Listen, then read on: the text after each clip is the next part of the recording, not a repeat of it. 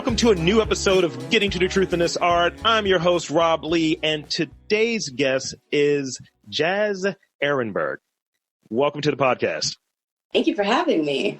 And thank you for coming on. I appreciate it, and I am looking forward to talking with you. I started following BOPA, and I was like, ooh, artists. Let's check out what's going on. Let's get a heartbeat of the city. So I wanted to reach out to you, and I'm glad that you responded, because you'd be surprised. A lot of people just nah, I'm good, or nah. And then suddenly, hey, I have this thing coming up. Can I be on your podcast? It's like, of course you can. I have to admit, I was definitely a little low-key nervous. Some imposter syndrome set in, but I'm excited I followed through. So, well, that's good.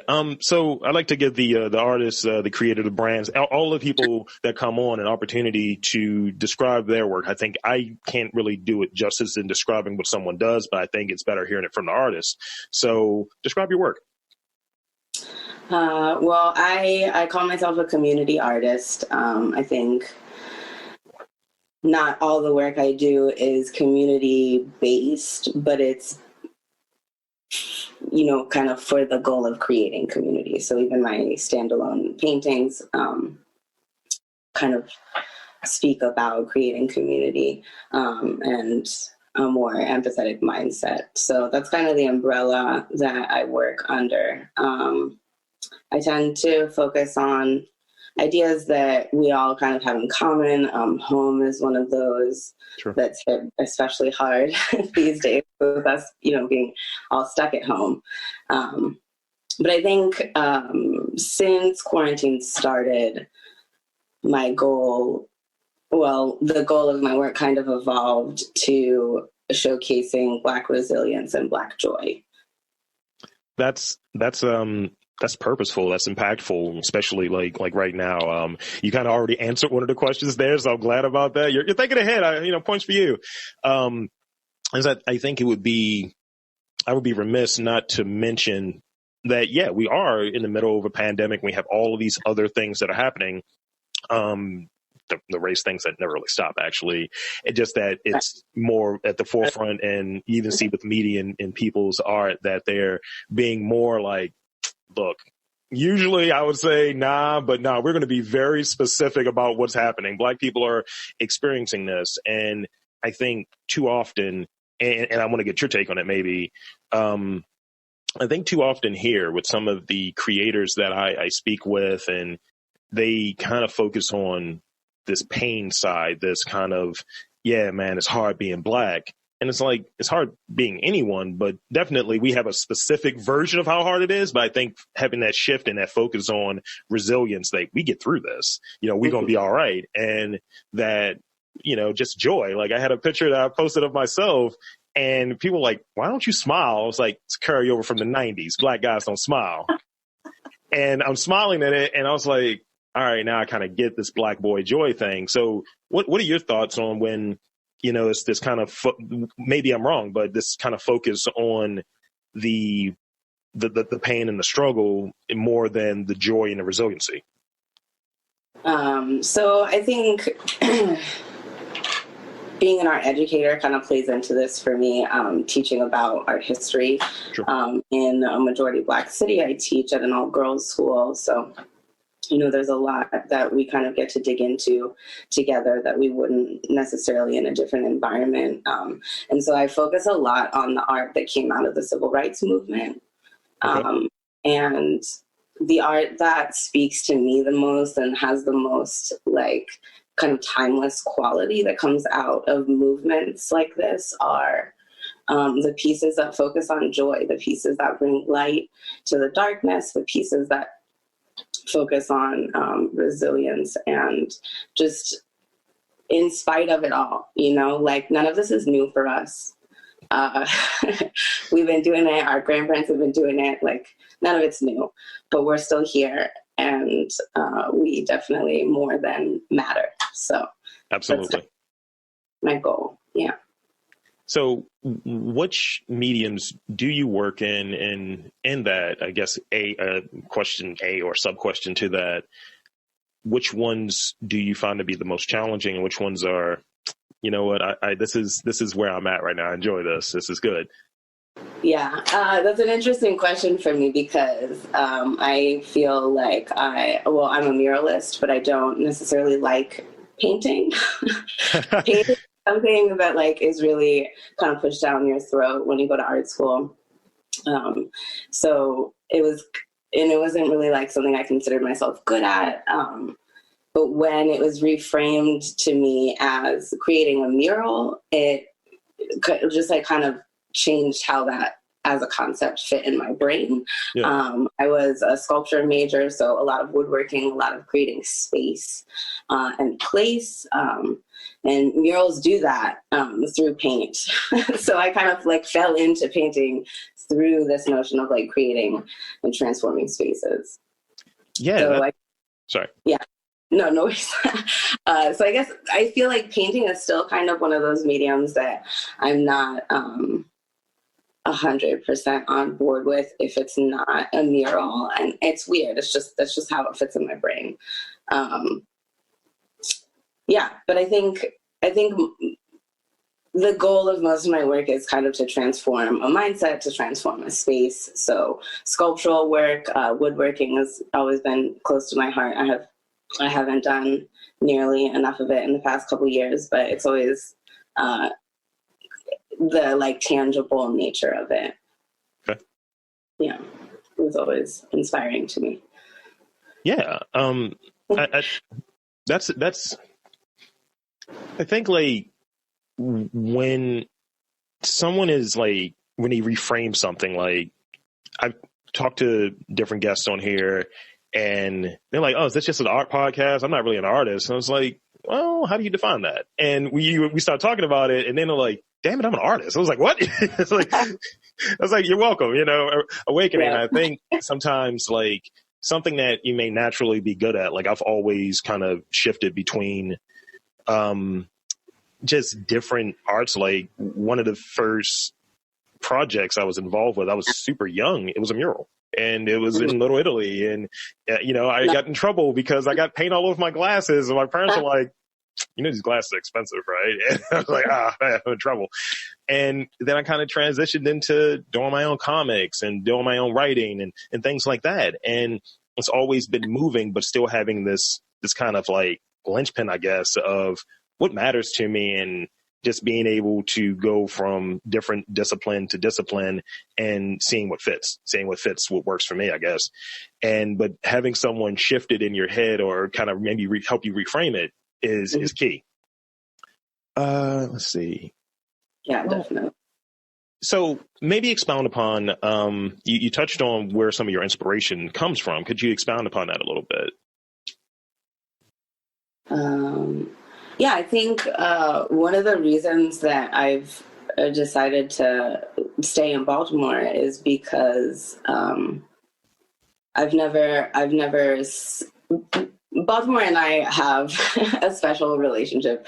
Baltimore taught me a little bit about my own Blackness in a way that wasn't available to me growing up. So I think just Baltimore as a city, and especially today, like you can taste the movement in the air when you go outside, and it is a beautiful thing. So I think just Baltimore as a city, being majority Black, I've never lived anywhere like this. I can feel it when I leave the city. So I think generally just the city, how intense it is, how much the residents fight for, what we believe in. All of that is kind of really a true bright spot of inspiration for me. So where are you originally from? That's a loaded question. I was born in Washington State, moved every 2-3 years, made my way to the East Coast. Then I moved to Israel for about 10 years. And then in my adult life, Baltimore was the first place I chose for myself as a home. Okay. So it's also kind of that special relationship, actually deciding to settle down somewhere. That's great. Like hearing that people choose Baltimore, because oftentimes it's just like, I was on a podcast, I want to say maybe 3-4 weeks ago, and it was a guest slot, and the guy that was the host, he was just like, yo, so is Baltimore a war zone? I was like, nah. He's like, Nah. you don't have face tattoos. I was like, this is getting playfully problematic, but continue. And he was from LA, and we were kind of talking about it. He's a Mexican dude, and we were talking about it a little bit. And I, told him about the time that I went over there for the first time, and I was with one of my friends. And he was freaking out. He's like, man, there's all types of gang activity. We're not going to make it back. And so I shared that with him. He was just like, we should come to each other's town and show each other around. I was like, yeah, absolutely. And it's just great when you're able to have a conversation and kind of represent something. And it's like, you don't seem like you're from there. Or when people choose to come to a place that has had this maligned reputation, and, like going to an HBCU. Like I went to Morgan, and, it was a fair amount of people who were kind of local, but not really. And you would always get the wire comments and all of that stuff. And being of the age that I am now, it's like, I was taught by one of the writers on the wire, and this was happening here. It's not that crazy. Like, can you pump those brakes? So yes, please. Someone is, that you chose to relocate here and make it your place. So in this, I hope this ain't a loaded question. How important is art in today's climate? And from which angle you want to take it at? From, obviously the angle that we both share a lot of these different angles, but obviously from the race in this country angle, from the environmental angle, from any of the angles that, however you want to, frame it, but what is the importance and the role of art in today's climate? I think you touched on it a little bit when we talked about reframing. I think art has this really powerful quality of reframing arguments or statements about the time that we live in. As I said before, I make it a goal to have every one of my projects or pieces kind of fall under this umbrella of like empathy now. Mm-hmm. So I think I've done a couple of projects throughout quarantine and the pandemic that kind of touch on it being a pandemic and, the race side of it. So at the beginning of quarantine, I self-published these 2 coloring books called Views from Home. And I asked people to send me pictures of their favorite views from within quarantine. So it's all like through people's windows. Mm-hmm. And that was just kind of a very quick way for me to feel like I had some community around me. I got enough submissions for those to do 2 editions of that coloring book. So one is Baltimore specific and one is an international edition. So that was really cool to see. But I think, so to answer your question a little more specifically, I think anything that builds community or builds more empathy at a time like this is important. And I think art is a really powerful way to do that. Great. That's a good message there. So being here, there are certain areas that, get more attention and have a certain aura attached to them. Some people will say, like Penn North or in that area, like it's a lot of, there's Black art throughout the city, right? And, some people look at that. That is a beacon. That's a point right there. I get energized by the ancestors. I've had a person say that on the pod. And one of my favorite places that I draw inspiration from, like locally, is like that Station North area, which sometimes feels a little like, but really, I feel like that energy when I'm down there, it's like, all right, I see, it's a melting pot for me. Like I see all of these different people, and then there's the train right there, and it's just different people who are coming in, different people are leaving, and you have the shows and all of this different stuff. Mm-hmm. Where maybe one locally and one more broadly, since you've traveled, that you've drawn inspiration from, like location wise, and it's just like maybe an experience that was there. It's like, yeah, I saw this great toad or something, or this frog, and it's like, I need to draw about or paint this frog. I'm asking the hard hitting questions. It's fine. I know it was just one of those questions that I like didn't really have an answer to.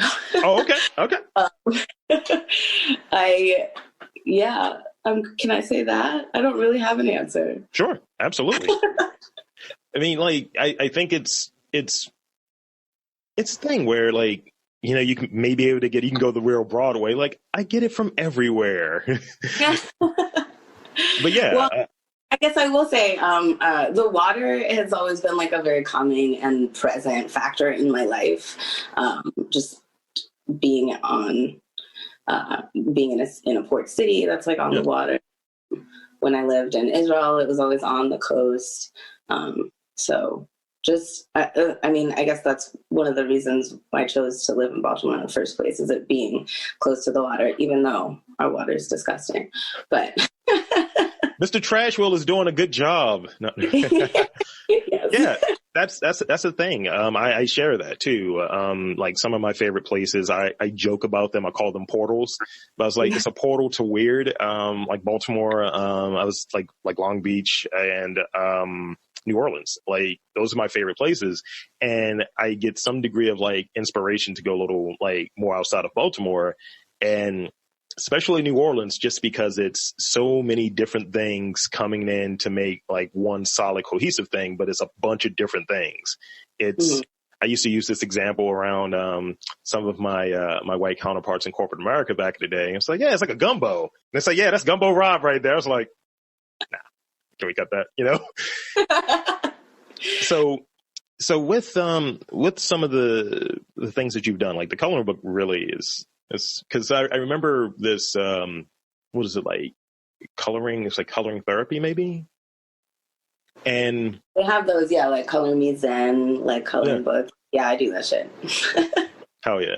So what are some of your goals in like moving forward in the next, like, because I understand like things are a little because of pandemic, because of the end times or whatever, but what are some of your goals creatively and maybe academically, since you're a teacher as well, that you want to like get over like in the next few years or so?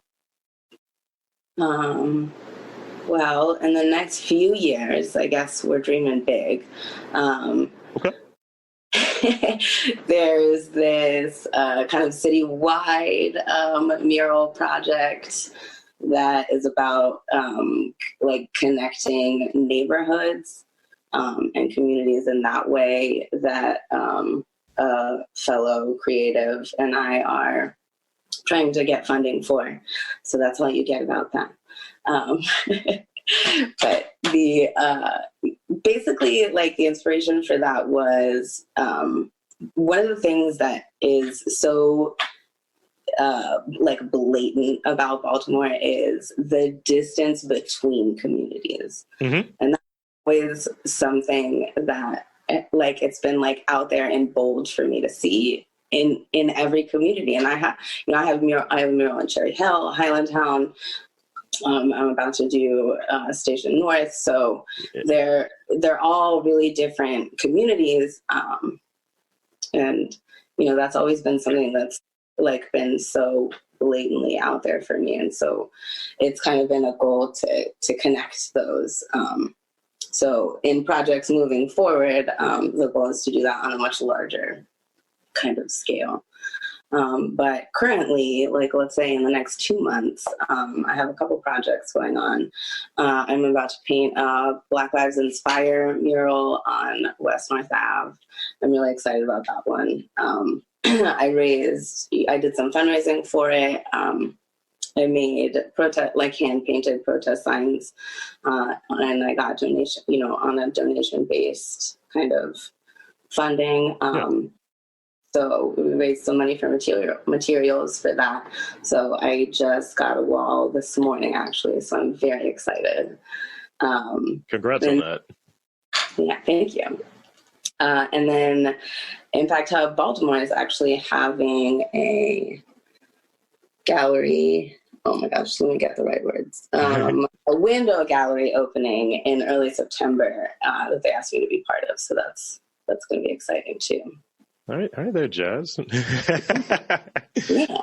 Also, some of my paintings from the first body of work I did in quarantine are being featured on that LED artboard outside this week. So yeah, it's been a busy week for me so far. It's only Tuesday.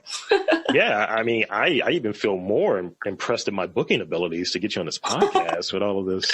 Yeah, you picked a nice week. Yes, so many things popping right now. I mean, it's just like, oh, little people go full Hollywood on me. Like, no time for this. Enjoy your little podcast, sir. So yeah, as we get ready to wrap up, because I don't want to talk your head off and keep you on here too long, because you got a busy life and all of that stuff. So let's see. I want to ask you some Baltimore questions. It's more of the authenticity check. That's what we like to do on here. We give people the corny Baltimore questions, but it's a way to determine, like, all right, cool. Because if it's like too many, now I have an answer to that. It's like, all right. Right. All right. So let's see. First one, because I already asked you one of these. So first one, best crab cake. Okay, so I'm probably gonna get shade for this.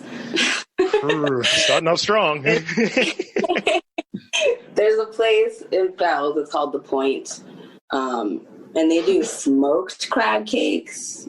They are something very different. Now, they're a little fringe and they are different, but I made it a mission of mine for the first 2 years that I lived here to eat crab cakes no matter where I went.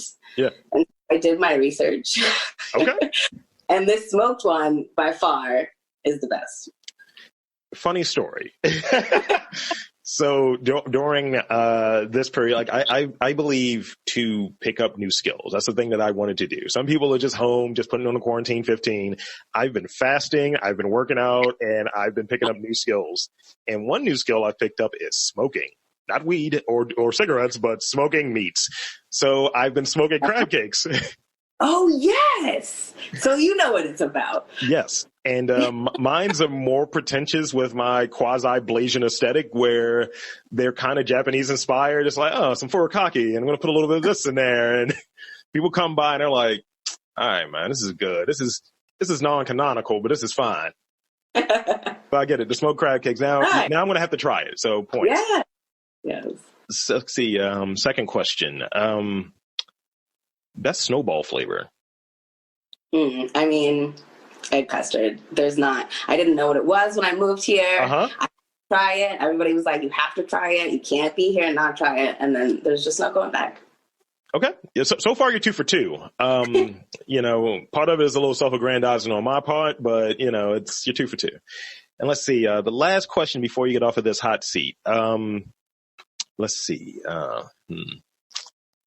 Utz or Lay's? I mean, I don't have to think about it that hard. It's definitely Utz. But wow. Utz has kind of always been this funny thing. So I'm an Afro-Latina Jew, which is a totally different story. But in that story too, actually. In that, Utz is kind of a Hebrew sound that you like put at the end of words, like to make them kind of cute. So whenever we saw those trucks, because you know they used to have the shipping containers that said Utz on the side. Yeah. We would always say, ooh, it's because that's how you say it in Hebrew. So it's kind of just this funny nostalgic thing. Okay. Yeah. Bringing out the nostalgia and getting to the truth in this art. Hell yeah. So that's pretty much that. Do you have any final things you want to get over? Shameless plug opportunity? Anything that you want to put out there, your social media, you know, whatever. Yeah. Follow me on Instagram. My handle is @Jaz_Erenberg.